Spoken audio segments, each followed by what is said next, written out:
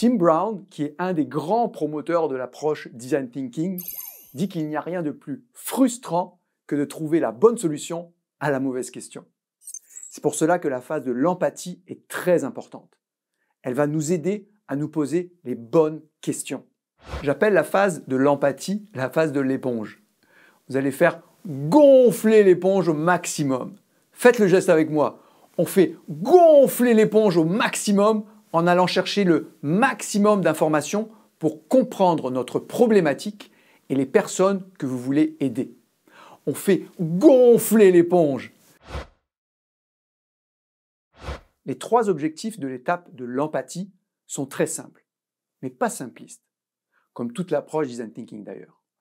Le premier objectif consiste à découvrir le contexte et l'environnement du problème. Découvrir ce que les personnes pensent et ressentent. Découvrir ce que les personnes font et disent dans le cadre de notre problématique. Le deuxième objectif est de comprendre. Comprendre les différents points de vue et expériences des parties prenantes. Pas juger, pas analyser, seulement comprendre les différents points de vue. On analysera toutes les informations à l'étape 2, l'étape de la définition. Enfin, troisième objectif, c'est de diversifier les points de vue. Multiplier les facettes de la compréhension de la situation, les différentes façons que les personnes vivent leur expérience. Très important pour éviter d'avoir un seul point de vue. Je vais vous raconter une histoire qui va vous montrer le pouvoir de cette première phase de l'empathie. Des étudiants de l'université de Stanford avaient un projet de faire un incubateur pour bébés le moins cher possible pour un hôpital en Inde. En effet, chaque année, 1 million de nouveau-nés prématurés décèdent, principalement dans les 24 heures suivant l'accouchement. La principale cause est l'hypothermie. Et à 30 000 $ l'incubateur, la solution était trop onéreuse. Il fallait trouver un mécanisme, une technologie pour produire un incubateur le moins cher possible. Quelques étudiants vont visiter un hôpital pour comprendre la situation. La phase de l'empathie commence. Ils parlent à des médecins pour en savoir un peu plus et observent un peu ce qu'il se passe dans l'hôpital. Ils découvrent que la plupart des incubateurs sont vides. Ils vont rencontrer les familles pour avoir une autre perception de la problématique et s'aperçoivent que beaucoup de femmes accouchent à la maison à plusieurs kilomètres de l'hôpital. La problématique prend une toute autre forme. Il ne faut pas résoudre le problème de l'incubateur, mais bien réduire les risques d'hypothermie.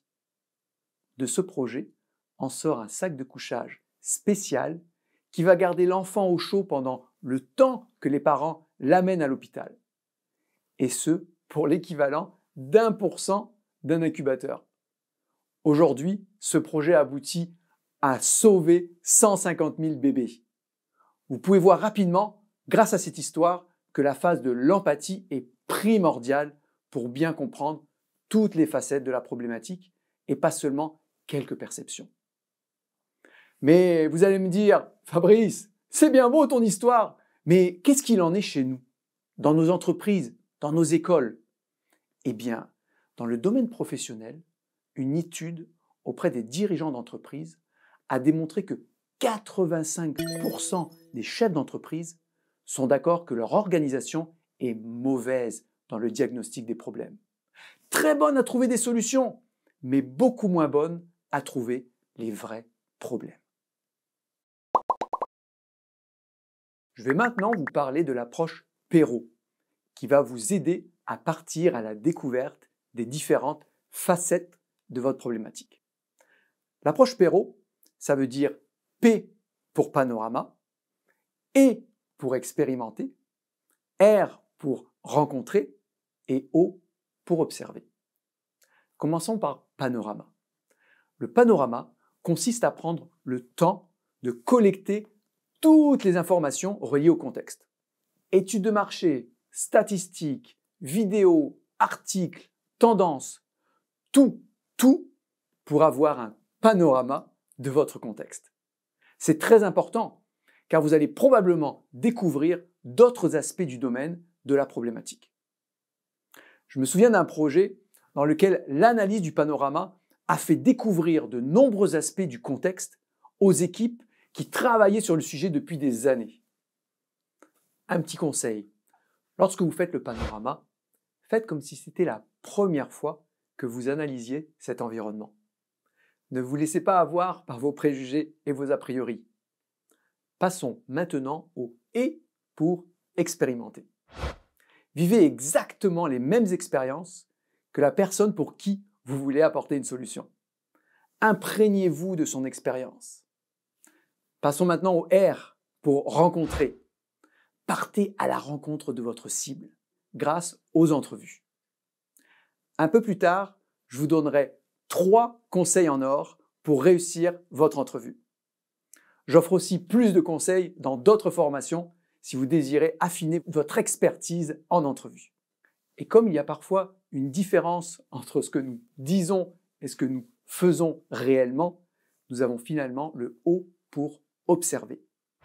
Cette partie est grandement inspirée d'approches ethnographiques et anthropologiques. Elle consiste à observer le comportement de votre cible dans l'action. Vous ne parlez pas, vous n'intervenez pas, vous observez les personnes dans leur lieu de vie, comment elles se comportent, comment elles interagissent.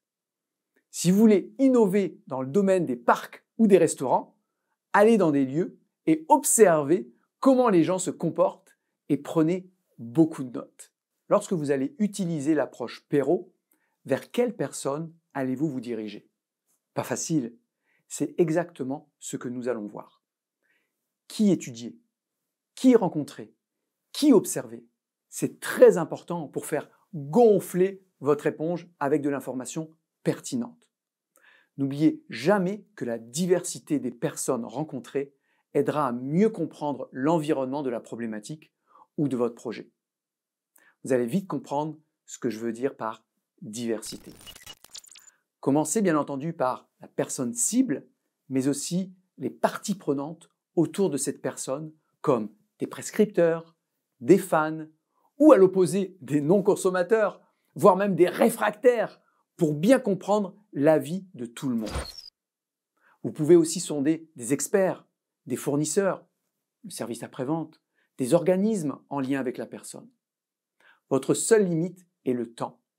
En effet, vous n'aurez probablement pas un temps illimité pour votre projet, alors c'est à vous de mettre vos priorités.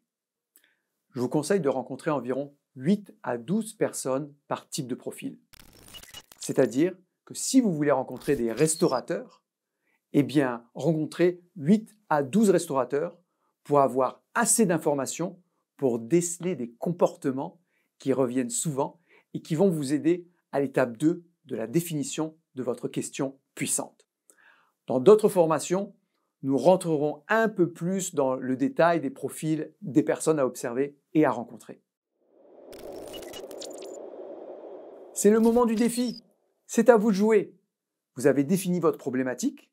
Je vous invite maintenant à définir votre panorama, à vivre l'expérience des personnes concernées par votre projet et ensuite lister les personnes que vous désirez observer et rencontrer.